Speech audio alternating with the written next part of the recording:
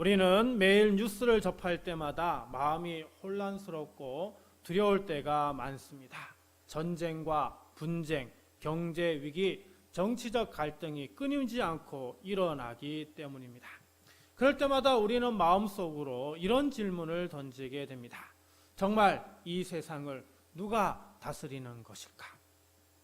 전쟁이 터지고 자연재해가 일어나고 때로는 악한 자들이 형통한 것을 볼 때마다 하나님께서 정말 통치하고 계신지 의문이 생기기도 합니다. 하나님이 계시다면 왜 이런 일들이 계속되는가? 이런 질문이 우리의 마음속을 스치기도 합니다. 이번 주는 우리나라에 중요한 일정이 있습니다. 바로 대통령 선거입니다. 저는 이미 사전투표를 마쳤습니다. 갑작스러운 상황으로 인해 조기 선거가 이루어지게 되었고 나라 안팎의 어려움이 더욱 깊어지는 이때 우리가 더욱 깨어 기도해야 할 시점입니다. 물론 출마한 후보들 중에 신앙적으로나 도덕적으로나 완전한 사람은 아무도 없습니다. 하지만 우리는 그 중에서도 그나마 유능하고 바른 지도자, 국민을 책임지고 이끌 수 있는 사람을 세워야 합니다. 그래서 이번 선거를 통해 후보 중 가장 유능하다고 생각하는 분을 뽑아서 무너진 경제와 사회, 혼란스러운 나라의 질서가 다시 회복되도록 기도하며 참여하는 신앙인의 모습이 필요합니다. 오늘 본문은 이 모든 세상의 불안함을 꿰뚫고 한 가지 분명한 진리를 선포합니다. 여호와께서 다스리시나니. 이 한마디는 우리 안의 두려움을 잠재우는 강력한 선언입니다. 세상이 아무리 요동쳐도 하나님은 여전히 이 세상을 통치하고 계신다는 것입니다. 본문에서 말하는 다스리신다는 말은 히브리어로 말라크인데요. 이 말은 단순히 권력을 쥐고 군림하는 것이 아니라 질서와 정의, 자비와 공의로 다스리는 왕의 통치를 말합니다. 하나님께서 지금도 이 세상을 통치하고 계시며 그분의 백성인 우리에게는 기쁨과 평안 그리고 바른 삶의 방향을 제시해 줍니다. 저는 개인적으로 언젠가 하나님을 두려워하고 진정으로 그분의 다스리심을 믿는 사람이 이 나라의 지도자가 되어서 대한민국 전체를 하나님의 통치 아래 올려드리는 그날이 속히 오기를 기도합니다. 그날이 오면 이 땅에도 새롭고 놀라운 영적 회복과 변화가 시작될 줄 믿습니다. 그러므로 오늘 우리는 시편 97편 말씀을 통해 하나님의 통치 앞에서 우리가 어떤 태도를 가져야 하는지 세 가지 중요한 반응으로 함께 살펴보려 합니다. 먼저 여호와께서 다스리시니 우리는 즐거워하고 기뻐해야 합니다. 1절은 이렇게 시작합니다. 여호와께서 다스리시나니 땅은 즐거워하며 허다한 섬은 기뻐할지어다. 즐거워하다, 기뻐하다. 근데 여기에서 둘 다 어떻게 해요? 명령형을 사용하고 있습니다.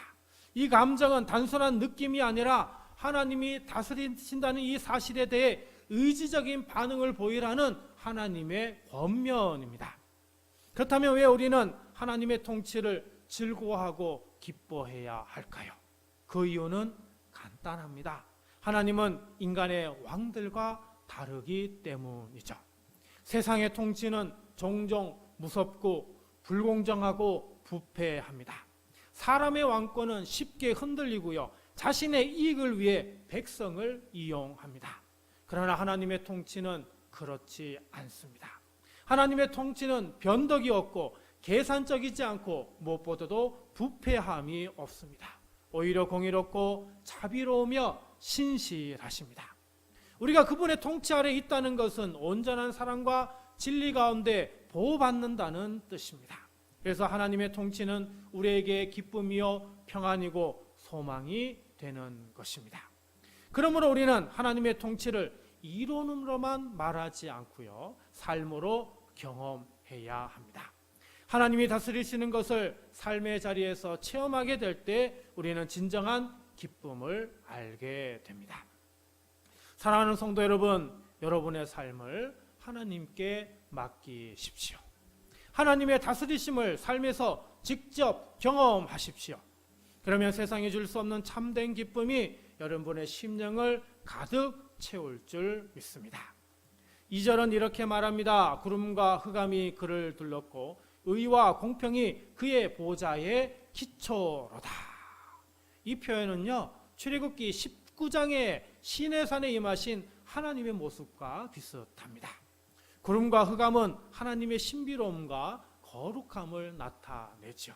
하나님의 보좌는 바로 이 의와 공평 위에 세워져 있습니다.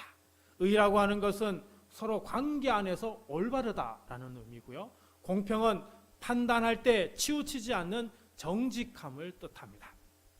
이 두 단어는 하나님의 나라를 움직이는 가장 중요한 기준이 되는 것이죠. 하나님은 사람을 외모로 판단하지 않으시며 약한 자의 소리도 귀 기울여 들어주십니다. 이 세상의 통치는 권력에 따라 달라지지만 하나님의 통치는 언제나 정의롭고 언제나 공정합니다. 자연도 하나님의 임재에 반응하죠. 3절과 4절입니다. 불이 그의 앞에서 나와 사방의 세적들을 불사르시는도다. 그의 번개가 세계를 비추니 땅이 보고 떨었도다.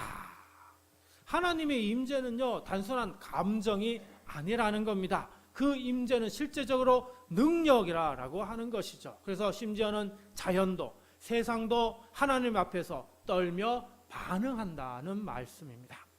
5절에서는 이렇게 노래합니다. 산들이 여호와 앞 곧 온 땅의 주 앞에서 밀랍같이 녹았도다. 성경에서 산은요, 자랑, 권세, 견고함을 상징합니다. 하지만 하나님 앞에서도 그 어떤 인간의 자랑은 어떻게 해요? 밀랍같이 녹아져 버릴 뿐이다 라고 하는 것이죠. 아무리 강한 사람도 높은 자리도 그리고 영원하지 않으며 하나님 앞에서는 결국 무너지게 된다는 말씀입니다. 그래서 우리는 오직 하나님만 의지해야 합니다. 이 모든 것을 하늘도 알고 있습니다. 6절입니다. 하늘이 그의 의를 선포하고 모든 백성이 그의 영광을 보았도다. 자, 하늘이 하나님의 의로우심을 선포하고요, 땅의 모든 백성은 그 영광을 보게 된다 말씀합니다. 이 장면은 하나님의 임재가 얼마나 크고 위대한지를 설명해 주는 말씀입니다. 하지만 그 임재가 단지 두려움만을 주는 것이 아니다라고 하는 걸 우리는 분명히 알아야 합니다. 왜냐하면 하나님의 영광은 우리에게 구원의 빛이시기 때문입니다. 하나님은 자기 백성에게는 두려운 심판주가 아니라 사랑으로 보호하시는 아버지가 되십니다. 그분의 통치는 우리에게 위협이 아니라 피난처요, 위로요, 소망입니다. 19세기 영국의 목회자 찰스 스펄전은 이렇게 말했습니다. 하나님의 통치는 믿는 자에겐 피난처요, 악인에게는 두려움이다. 세상이 아무리 불안해도 정세가 아무리 요동쳐도 우리의 진짜 기쁨은 하나님께서 지금도 우리를 다스리고 계신다는 사실에 있습니다. 그러므로 사랑하는 성도 여러분, 하나님께서 다스리신다는 이 사실을 믿고 즐거워하며 기뻐하십시오. 이 기쁨은 환경에서 오지 않습니다. 좋은 일이 생겨서가 아니라 하나님이 나의 삶을 다스리고 계신다는 그 믿음이 우리를 기쁘게 하는 것입니다. 하나님께서 나를 다스리신다는 그 믿음이 오늘 우리의 심령을 평안하게 하심을 믿고 내일을 기대하며 살아가시는 모든 여러분이 되시기를 주님의 이름으로 축복합니다. 두 번째로 여호와께서 다스리시니 그분만 경배해야 합니다. 사랑하는 성도 여러분, 우리는 누구나 무언가를 예배하며 살아갑니다. 스스로 나는 신을 믿지 않습니다 라고 하는 사람조차도 결국은 자신의 이성, 욕망, 성공을 삶의 중심에 두고 살아갑니다. 누군가 말했습니다. 인간은 예배하는 존재라고. 그래서 진짜 중요한 질문은 이것입니다. 나는 지금 누구를 예배하고 있는가입니다.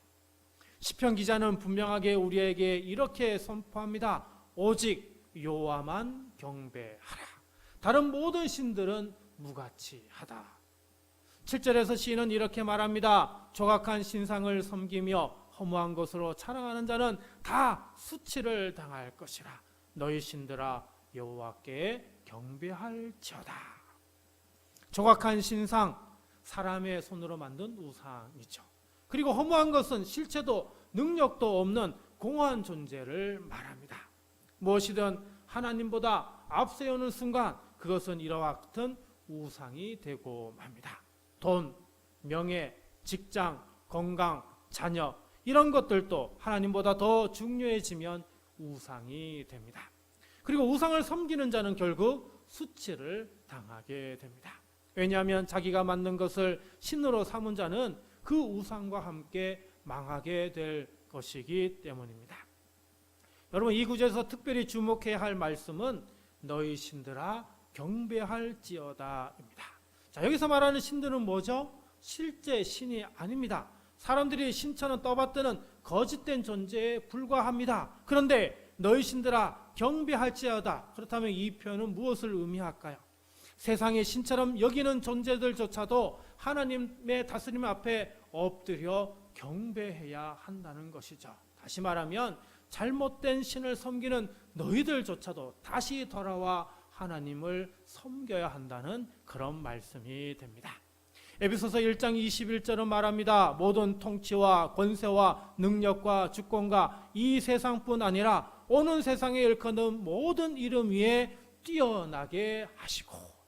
그렇습니다. 하나님은 모든 이름 위에 뛰어나신 분이십니다. 그렇기에 하나님 외에 다른 어떤 것도 경배의 대상이 될 수 없습니다. 8절은 이렇게 이어집니다. 여호와여 시온이 주의 심판을 듣고 기뻐하며 유다의 딸들이 즐거워하였나이다. 시온, 하나님의 임재가 있는 거룩한 산입니다. 유다의 딸들, 하나님 백성의 공동체를 상징합니다. 이들은 모두 다 하나님의 심판을 듣고 어떻게 한다고요? 기뻐한다고요. 보통 심판이라는 단어는 두려움과 무서움을 떠올리게 됩니다. 근데 왜 이들은 기뻐한다고 말할까요? 그 이유는 간단합니다. 하나님의 심판은 공의롭기 때문입니다. 하나님의 심판은 악한 자를 멈추게 하고 억눌린 자를 다시 일으켜 세우는 심판입니다. 거짓과 불의로 얼룩진 세상에서 하나님께서 직접 나서서 정의로운 판단을 한다는 이 소식은 믿는 성도에게는 기쁨이자 소망이 되는 것입니다. 사랑하는 성도 여러분, 진실한 믿음의 사람은 하나님의 심판도 은혜로 여깁니다. 자신의 죄를 숨기지 않고 하나님의 자비를 의지하며 살아가기 때문이죠. 그래서 우리 모두 하나님의 다스림 안에서 심판조차도 믿음으로 받아들이며 기쁨으로 그날을 바라보며 살아가는 저와 우리 모두가 되어야 합니다. 9절입니다. 여호와여 주는 온 땅 위에 지존하시고 모든 신들보다 위에 계시니이다. 그렇습니다. 하나님은 온 땅 위에 지존하신 분이십니다. 지존이란 가장 높으신 분, 모든 피조물의 위에 계시는 절대적인 주권자라는 뜻입니다. 이 고백은 이스라엘의 믿음의 고백이자 오늘 우리가 드리는 예배의 이유가 됩니다.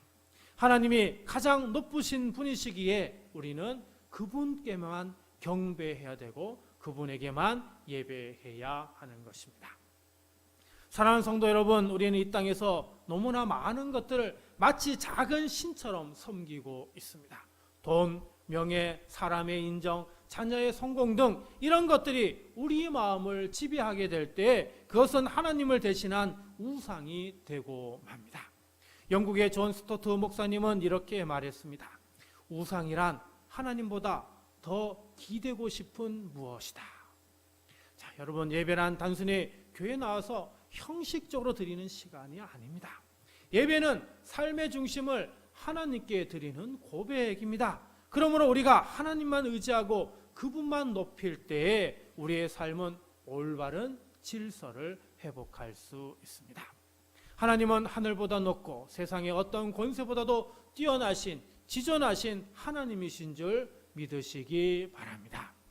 이 지존하신 하나님 앞에 겸손히 무릎 꿇고 예배로 나아가시기를 주님의 이름으로 축복합니다. 이것이 바로 진짜 신앙이며 우리의 삶이 하나님의 중심으로 회복되는 시작임을 믿으시길 바랍니다. 마지막으로 여호와께서 다스리시니 악을 미워해야 합니다. 사랑하는 성도 여러분, 하나님께서 지금도 이 세상을 다스리고 계신다는 이 사실을 진심으로 믿는다면 우리는 단지 기뻐하고 예배하는 데에서만 머무를 수 없습니다. 그 믿음은 삶의 방향 전체를 바꾸는 능력이 되어야 합니다. 그 변화의 핵심이 무엇일까요? 그것은 바로 악을 미워하는 삶입니다. 십자는 우리에게 직접적인 권면을 줍니다. 여호와를 사랑하는 너희여 악을 미워하라. 그가 그의 성도의 영혼을 보존하사 악인의 손에서 건지시느니라. 여호와를 사랑하는 너희여. 사랑한다는 말 헬라어로 여러분 잘 아시죠? 아가페입니다. 근데 히브리어로는 아헤브라고 이렇게 합니다.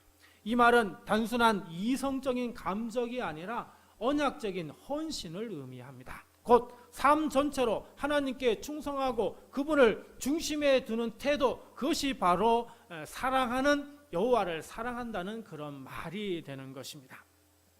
그리고 미워하다는 히브리어로 샤네라고 읽는데요, 단순히 싫어하는 정도가 아니라 완전히 거절하고 단절하는 의지적인 표현입니다. 하나님을 진심으로 사랑한다면 하나님이 미워하시는 이 죄와는 어떻게 해요? 타협해서는 절대 아니 된다라고 하는 것이죠. 사랑하는 성도 여러분, 하나님을 사랑하는 사람은 죄를 쉽게 넘기지 않습니다. 악을 보고도 모른 척하지 않습니다. 불의함 앞에 침묵하지 않습니다. 왜 그렇습니까? 하나님의 다스리심을 진심으로 믿기 때문입니다. 그렇다고 해서 우리가 두려워할 필요는 없습니다. 10절 후반부에 뭐라고 말씀하고 있습니까? 그가 그의 성도의 영혼을 보존하사 악인의 손에서 건지시느니라. 하나님께서 그의 성도의 영혼을 어떻게 해요? 보존하십니다. 악인의 손에서 그의 자녀들을 어떻게 해요? 건지십니다. 이것은 단순한 보호의 약속이 아닙니다. 하나님의 정의와 신실하심을 믿는 자에게 주시는 하나님의 온전한 약속인 것이죠. 그렇습니다. 하나님은 그분을 의지하는 자들을 끝까지 지켜주십니다. 세상이 아무리 악해도 하나님은 의인의 영혼을 보호하시며 악한 자의 손에서 반드시 건져내십니다. 11절입니다. 의인을 위하여 빛을 뿌리고 마음이 정직한 자를 위하여 기쁨을 뿌리시는 도다. 자, 여기서 빛을 뿌리다 이렇게 표현하고 있는데, 빛, 광명을 뜻하는 히브리어 오르와 그리고 씨를 뿌리다는 히브리어 자라, 이 두 단어가 결합된 구조입니다. 그러니까 하나님께서 빛을 마치 어떻게 해요? 씨앗을 뿌리듯이 뿌린다. 아주 아름다운 은유적인 표현입니다. 이 빛은 시간이 지나면서 어떻게 해요? 점점 자라고 생명을 맺게 됩니다. 하나님은 어둠 속에 있는 자들에게 조금씩 빛을 비추셔서 의인의 삶으로 살아가게 하시고 의인으로서 기쁨의 열매가 자라나게 하신다는 뜻이 됩니다. 여기에 마음이 정직한 자라는 단어, 히브리어로 예셰레 레브라고 읽는데, 고든 마음을 가진 사람, 말과 행동이 일치하는 사람, 생각과 삶이 일치하는 삶을 이야기합니다. 하나님은 이처럼 말과 행동이 일치하는 사람, 생각과 삶이 일치하는 사람에게 기쁨을 뿌리신다고 말씀하고 있습니다. 이 기쁨은 단순한 기분이나 즐거움이 아닙니다. 상황을 이기고 고난 속에서도 빛나는 하늘의 기쁨입니다. 그 기쁨은 바깥 환경이 아니라 하나님과의 바른 관계에서 흘러나오는 깊은 만족인 것이죠. 마지막으로 시인은 권면하고 있습니다. 그리고 우리는 이렇게 고백하며 살아야 합니다. 12절입니다. 의인이여 여호와로 말미암아 즐거워하며 그의 거룩한 이름에 감사할지어다. 의인이란 완벽한 사람이 아닙니다. 하나님의 통치를 인정하고 그 길을 따르려는 사람입니다. 즐거워하다는 말, 하나님으로 인해 마음 깊은 곳에서 우러나오는 기쁨을 의미합니다. 그리고 감사하다는 것은 공개적으로 고백하다, 찬양하다 이런 뜻이 담겨져 있습니다. 즉 감사는 말로만, 입으로만 하는 것이 아니라 행동으로 나타나야 한다, 드러나야 한다는 의미입니다. 하나님의 거룩하신 이름을 높이며 삶으로 그 은혜를 드러내는 것이 이게 참된 감사라고 하는 것이죠. 사랑하는 성도 여러분, 하나님을 사랑하고 악을 미워하는 삶은 마치 경사진 바위 틈에서 자라는 나무와 같습니다. 겉으로 보기엔 불리하고 힘겨워 보이지만 하나님의 빛과 기쁨이 그 뿌리를 깊이 내리게 하시고 결국에는 굳건히 자라나게 하시는 겁니다. 그러므로 우리는 오늘 우리 자신에게 물어보아야 합니다.